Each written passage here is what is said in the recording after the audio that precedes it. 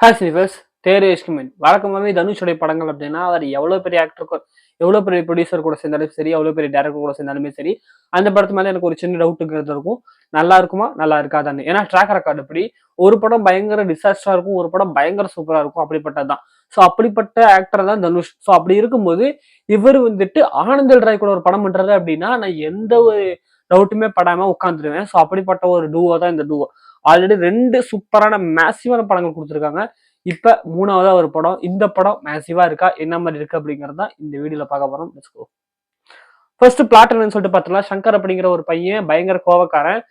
கோவத்தினால தான் எல்லாத்தையும் சாதிக்க முடியும்னு சொல்லிட்டு நினைக்கிறவன். இன்னொரு பக்கம் வந்துட்டு முக்தி அப்படிங்கிற பொண்ணு. ஸோ அந்த முக்தி அப்படிங்கிற பொண்ணு வந்துட்டு சங்கர் படிக்கிற அதே காலேஜ்ல இவளுமே படிக்கிறா. இவ வந்துட்டு ஒரு மனுஷனுக்கு இருக்கக்கூடிய கோவத்தை வெளிக்கொண்டு வந்துட முடியும். அந்த கோவத்தை வந்துட்டு அவனை மார்க்கடிச்சு நல்லவனா மாத்த முடியும் அப்படிங்கிறதுக்கு ஒரு 2000 பேஜுக்கு ஒரு தீசிஸ் எழுதி ஒரு பிஹெச்டி பண்றதுக்கு ரெடி பண்ணிட்டு இருக்கா. ஸோ அப்படி இருக்கும்போது வந்துட்டு இவ பிஹெச்டி பிரசன்டேஷன் பண்ணிட்டு இருக்கும் போதே இவன் உள்ள வந்து ஒரு ஒருத்தர் அடிக்கிறத பார்த்துட்டு பாத்தியா இங்க பாரு வயலன்ஸ் எப்படி இருக்கு பாரு, நீ ஏதோ மனுஷங்கள் வந்து எடுத்துடலாம் அப்படி இப்படின்னு சொன்ன, அதெல்லாம் எடுக்க முடியாது அப்படிங்கிற மாதிரி சொல்லிட்டு அந்த இவங்க போன உடனே இப்ப இந்த பொண்ணு ஒரு முடிவு பண்றா. இந்த பையனை நல்லவனா மாத்தி இவனை வந்துட்டு நான் வயலண்ட் மேனா மாத்தி இவங்க முன்னாடி நிறுத்தி இந்த பேசியல் நான் ஜெயிச்சு காட்டுறேன் அப்படின்னு சொல்லிட்டு ஒரு முடிவு எடுத்து அவங்ககிட்டயே போய் அதை சொல்றா. அவனுமே வந்துட்டு ஆஹ் நீ ரொம்ப அழகா இருக்க, உன்னை நான் லவ் பண்ணிருவேணும் அப்படின்னு சொல்லிட்டு எனக்கு தோணுது அப்படிங்கும்போது அதெல்லாம் ஒண்ணு இல்ல, நான் உன்னை இது பண்றேன் பாரு அப்படின்னு சொல்லிட்டு சொல்றாங்க. ஸோ அங்கேயே ஒரு இது வச்சுதான் சொல்றாங்க. அந்த ஹீரோ வந்துட்டு அப்பவே சங்கர் விட்டு அப்பவே சொல்றான், நான் காதலிச்சிட்டேன்னா அப்புறம் அவ்வளவுதான் அப்படின்னு சொல்லிட்டு. நீ காதலிச்சா பரவாயில்ல, நான் காதலிக்க மாட்டேன், நான் அது ஒர்க்கா தான் பாக்குறேன், நான் வேலையா பாக்குறேன், நீ வந்துட்டு காதலிக்கிறீன்னா அது உன்னோட இது அப்படிங்கிற மாதிரி அப்பவே அவங்களும் சொல்லிடுறாங்க. ஸோ இது வந்துட்டு ரெண்டு ரெண்டு பேருமே ஒரு வார்னிங் மாதிரி அங்க கொடுத்துட்டாங்க. பட் இருந்தாலுமே அது எமோஷனுங்கிறது வேற பக்கம் வெடிக்குது சொல்றேன் இந்த மேட்டர்னு சொல்லிட்டு. ஸோ இப்ப ஹீரோ இப்ப வந்துட்டு நம்ம முக்தி வந்துட்டு நம்ம சங்கரை ஒரு நல்லவனா மாத்தி அந்த பிஹெச்டியை முடிக்கிறாங்களா இல்லையா, முடிச்சதுக்கு அப்புறம் என்ன நடந்தது, இவங்க வாழ்க்கையில் என்ன வச்சு இவங்க சேர்ந்தாங்களா இல்லையா அப்படிங்கறத மீதி கதை. படம் வந்துட்டு ஒரு லவ் ட்ராமா தான். அதுக்கு பின்னாடி வந்துட்டு வாருமே இருக்கு. ஸோ வார் வந்துட்டு ப்ரெசென்ட் டைம் லைன்ல வந்துட்டு நடக்கிற மாதிரி காட்டிருந்தாங்க. அந்த ட்ரெயிலர்லயே பார்த்துருக்கலாம். ஒரே ஒரு ஷாட்ல மேக்ஸிமம் வார் போர்ஷன்ஸ் கம்மி தான், பிளாஷ்பேக்ஸ் தான் நிறைய இருக்கு.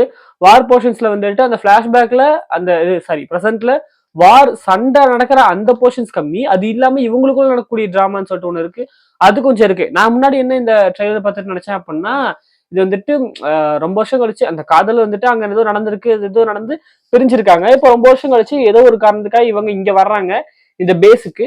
இப்ப ஏதோ ஒரு மிஷின் இருக்கு, அந்த மிஷினை இவங்க சேர்ந்து முடிக்கிறதா படமா இருக்கும். ஒரு ஃபீல் குட்டா போவாங்க, ஒரு இது மாதிரி டாப் கன் மேவரிக் மாதிரி இருக்கும். ஒரு மிஷின் அந்த மிஷினை முடிக்க வேண்டிய சமயத்துல வந்துட்டு இவங்களுக்குள்ள லவ், இவங்க ரெண்டு பேரும் சேர்ந்து அந்த மிஷினை முடிக்க வேண்டிய சுச்சுவேஷனுங்கிறது இருக்கு அப்படிங்கிற மாதிரி இருக்கும்னு சொல்லிட்டு நான் ஒரு நினைச்சா, இது பயங்கர ஒரு எப்படி சொல்றது இன்டென்ஸான ஒரு எமோஷன், ஒரு எமோஷனல் தான் செகண்ட் ஹாஃப்ல போனுச்சு.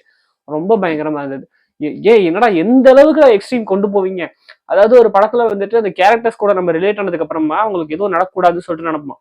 பட் அங்கதான் ஒரு டேரக்டரோட பிரில்லியன்ஸ் என்ன அப்படின்னா, ஒரு அந்த அளவுக்கு நம்மள வந்துட்டு ஃபுல்லா அது கேரக்டர் ரிலேட் பண்ண வச்சுட்டு இப்ப இந்த கேரக்டர் போட்டு அடி அடின்னு நடிப்பாரு. இப்ப எப்படி பாஷாவை வந்துட்டு ஃபர்ஸ்ட் ஹாஃப்ல நமக்கு ரொம்ப பிடிக்க வச்சு அந்த மாணிக்கத்தை ரொம்ப பிடிக்க வச்சு அதுக்கப்புறம் அவனை கம்பத்துல வச்சு கட்டி அடி அடி நடிக்கும் போது நமக்கு அப்படி வலிக்கும்ல, அது இந்த டேரக்டர் கரெக்டா பண்ணியிருக்காரு. அவ்வளவு ரிலேட் பண்ண வச்சு அவங்களுக்கு எதுவும் ஆயிடக்கூடாது அப்படின்னு சொல்லிட்டு நினைக்க வச்சதுக்கு அப்புறமா பிடிச்சி எக்ஸ்ட்ரீம் தள்ளுறாரு. இதுக்கு மேல என்னடா நடக்க முடியும் இருக்குங்கிற அளவுக்கு அவங்களுக்கு அவ்வளவு டிராமாவை கொடுக்குற ரெண்டு கேரக்டர்ஸ்க்குமே. அது ரொம்ப வந்துட்டு இதா இருந்தது. அது பயங்கரமா ஒர்க் அவுட்டா இருந்தது. தியேட்டர்ல பார்க்கும்போது கதறி கதறி அழுதுட்டு இருந்தேன் நல்லா. அப்படி ஒரு விஷயங்கிறது இருக்கு.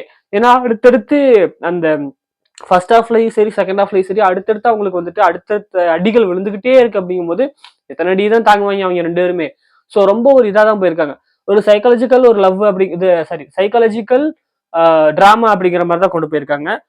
ரெண்டு பேருமே இப்ப ஹீரோ இப்ப சங்கர் வந்துட்டு அவன் சைடுல இருக்கிற நியாயத்தை சொல்லி இது இப்படி அப்படி அப்படி இப்படின்னு சொன்னாலும் அவன் மேலேயும் தப்பு இருக்கு, அதையும் இது பண்ணிதான் ஆகணும். அதே மாதிரி முக்தி வந்துட்டு என் பக்கம் இருக்கிற நியாயத்தை சொல்லி இப்படி இப்படி இப்படின்னு சொன்னாலும் இவன் மேலேயும் தப்பு இருக்கு, இவனும் இது பண்ணிதான் ஆகணும். சோ அந்த இடங்கிறது வந்துட்டு அழகா இருந்தது.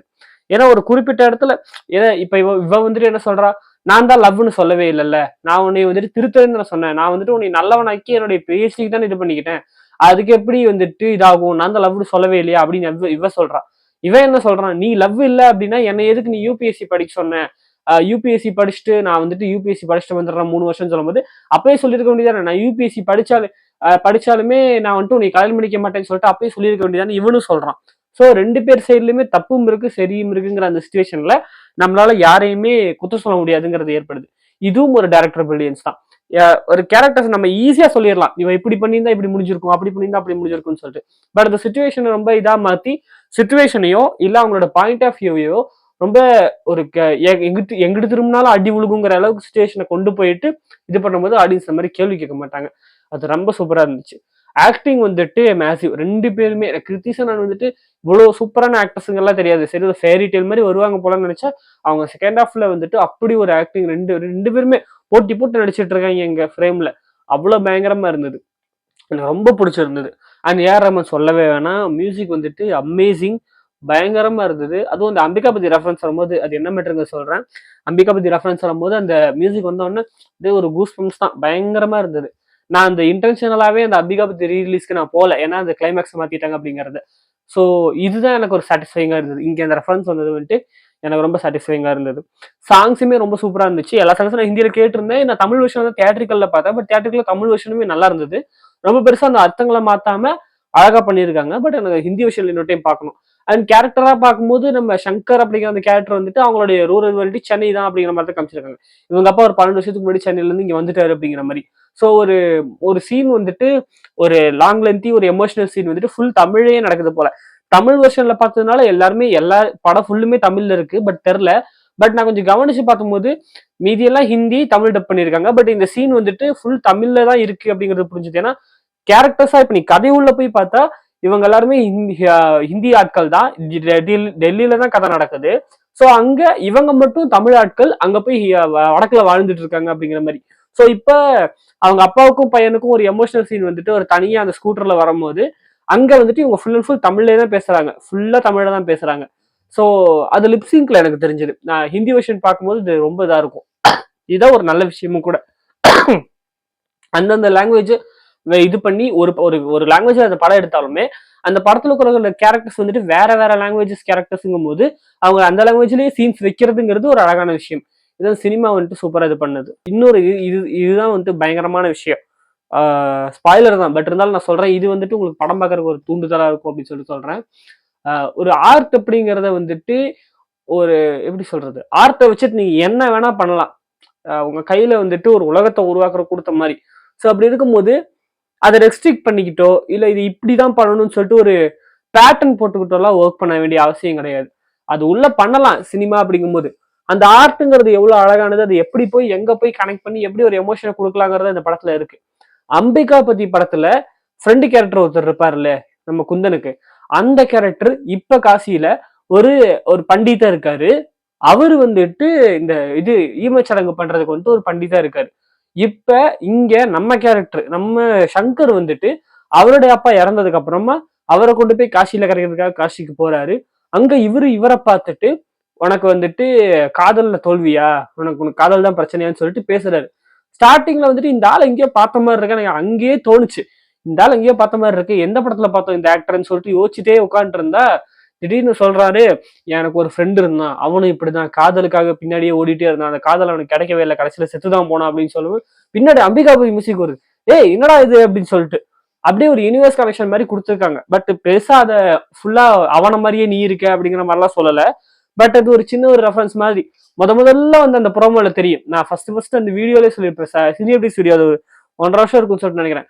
அப்போ வந்து அந்த ப்ரோமோலயே வந்துட்டு சங்கர் இது குந்தன் வேணா வந்துட்டு அமைதியா போலாம், குந்தன் வேணா வந்துட்டு விட்டு கொடுத்து போலாம், ஆனா இந்த சங்கர் கிடையாதுன்னு சொல்லிட்டு நெருப்பு எடுத்து இந்த இது பாட்டில் எடுத்து அடிப்பாரு. இந்த பஸ் ஏதோ வெடிக்கும். ஆனா அது லுக் வேற மாதிரி இருக்கும்னு வச்சுங்களேன். அது இந்த படத்துல வரல, ஃபைனல்ல வரல. அந்த ஃபர்ஸ்ட் ப்ரோமோ வந்துட்டு ஒரு ப்ரோமோ வீடியோ மாதிரி தான். அடுத்து இந்த படத்துல என்ன இருக்க போகுது அப்படிங்கிற மாதிரி அதுல சொன்ன அந்த விஷயம் தான். எரிச்சிருவாரு அப்படிங்கறதுதான் இந்த படத்திலேயே அது எரிக்கிறது ஒரு சீனாவே வச்சிருக்காங்க. அவரே சொல்றாரு, நான் எல்லாம் காதல வந்துட்டேன்னு டெல்லி எரிச்சிருவேன்னு சொல்லிட்டு அந்த ப்ரோமோ அப்படியே பண்ணிருக்காங்க. அதுல இருந்து அந்த மேட்டர் தான். அதுலயே அந்த குந்தன் ரெஃபரன்ஸ் வந்துருச்சு. அது இங்கேயுமே வச்சுட்டாங்க. ஸோ ஒரு அது ஒரு பயங்கரமா இருந்தது. எனக்கு ரொம்ப அருமையா இருந்தது. ஸோ ஓவராலா படம் வந்துட்டு ஒரு மேசிவான படம். ஒரு பயங்கர psychological emotional drama. Tissue paper எடுத்துட்டு போயிருங்க, பாக்ஸ் எல்லாம் எடுத்துட்டு போயிருங்க, கதறி கதறி அழுக வேண்டியது இருக்கும். டூ எமோஷனல் பர்சனா இருந்தா. சினிமாவை ரசிக்கிறவங்க மட்டும் இந்த மாதிரி படங்கள்லாம் பாருங்க. ஏன்னா இந்த சினிமாவை ஜட்ஜ் பண்றவங்க வந்துட்டு ஆப்வியஸா இந்த படத்தை பார்த்துட்டு இது ஏன் அப்படி இருக்கு, அது ஏன் அப்படி இருக்கு, இது ஏன் இப்படி இருக்கு, இவன் கெட்டவன் அவன் நல்லவன், இவன் குளோரிஃபை பண்றாங்க, இதை ஐடியாலஜி பண்றாங்க அப்படின்னு சொல்லிட்டு என்ன வேணா பேசலாம். பட் சினிமாவா ரசிக்கிறவங்க மட்டும் இந்த படத்தை பாருங்க தாராளமாக. அண்ட் ஒரு போஸ்ட் ஏதோ ஒன்று படிச்சேன். படம் ஒன்றும் அவ்வளோ பயங்கரமா இல்லை, அத்திரங்கிரி அளவுக்கு இல்லை அப்படின்னு சொல்லிட்டு நான் ஒன்று படிச்சேன். என்னன்னா அம்பிகா பத்தி ஃபர்ஸ்ட் ரிலீஸ் ஆகும்போது அப்ப அப்ப நான் ஒரு விமர்சனங்கள் சும்மா போய் ஏதோ வெப்சைட்ஸ்ல பார்த்துட்டு இருந்தேன். அப்ப என்ன மாதிரி விமர்சனங்கள்லாம் வந்திருக்கும், அப்பெல்லாம் யூடியூபே கிடையாதே, அப்ப என்ன மாதிரி வந்துட்டு இந்த ஒரு அதர் அதர் லாங்குவேஜ்ல போய் தமிழ் ஹீரோ வந்துட்டு ஒரு படம் பண்றாரு, அந்த படத்துக்கு இங்க என்ன மாதிரி ரிசப்ஷன் இருக்கும்னு சொல்லிட்டு பார்க்கும்போது அப்ப வந்துட்டு ஏதோ ஒரு இதுல போட்டிருந்தாங்க, யாரடி நீ மோகினி எல்லாம் வந்துட்டு தனுஷோட பீக் லவ் படம், இந்த படம்லாம் அது அளவுக்கு கூட இல்ல, மொக்கையா இருக்குன்னு சொல்லிட்டு ஒருத்தன் எனக்கு ஒரு ஞாபகம் ஒரு ஏதோ ஒரு பத்திரிகையில வந்துட்டு, அப்பெல்லாம் நியூஸ் பேப்பர்ஸ் தானே, அந்த பத்திரிகையில வந்துட்டு இந்த மாதிரி ஒரு எழுதியிருக்காங்க. இது நான் ஏதோ ஒரு வெப்சைட்ல படிச்சேன். அப்ப யாரடி நீ மோகினி சொல்லி சொன்னானுங்களா. இப்ப நம்ம அத்திரங்கிரி ரிலீஸ் ஆகும்போது நம்ம கலாட்டா கல்யாணம், அதே டேரக்டர் ஆனந்த் ராய், அத்திரங்கிரி ரிலீஸ் ஆகும்போது டிஸ்னில ரிலீஸ் ஆச்சு அந்த இது லாக்டவுன் டைம்ல. அப்ப இதெல்லாம் ஒரு படமா, அம்பிகாபதி எடுத்த டேரக்டர் அதை எடுத்தாரு, அம்பிகாபதி எல்லாம் எவ்வளவு லெஜெண்டரி படம் தெரியுமா அப்படின்னு. இப்ப தேரே இஷ்குமென் ரிலீஸ் ஆகுது தியேட்டர்கள்ல. இப்ப இந்த படத்தை பார்த்துட்டு அத்திரங்கிரி அளவுக்கு கூட இல்லை இது, அத்திரங்கிரி சூப்பரா இருக்கும், அம்பிகாபதி அதை விட பயங்கரம், இந்த படம் குப்பை அப்படிங்கிறாங்க. சோ இவனுங்க வந்துட்டு ஜஸ்ட் இப்போ ஒரு படம் திட்டுறானுங்கன்னா அடுத்த படம் வந்தோடனே இந்த படத்தை பாராட்டுவானுங்க, அந்த படத்தை திட்டுவானுங்க. சோ இவங்க வந்துட்டு இப்படிதான், இவங்களை நம்ம யோசிச்சுட்டு இருக்கவே கூடாது. ஐயோ இப்படி சொல்றாங்களே படம் நல்லா இருக்காதோ அப்படின்னு சொல்லிட்டு யோசிக்கவே கூடாது. போய் தியேட்டர்ல செக் பண்ணி பார்த்துடணும். ஸோ அப்படி இருக்கும்போது இந்த படத்தை மறக்காம தியேட்டர்ல செக் பண்ணி பாருங்க அப்படிங்கிறது அவ்வளவு பேசினதே. ஸோ மறக்காம போய் பாருங்க. ஸோ அந்த படத்தை நீங்க பார்த்துருக்கீங்க அப்படின்னா உங்களோட ஒப்பீனியன்ஸ் எனக்கு கமெண்ட் சொல்லுங்க. ஸோ உங்களை வந்துட்டு இன்னொரு பார்க்குறது வரைக்கும் back friends Sundararajan. Good by.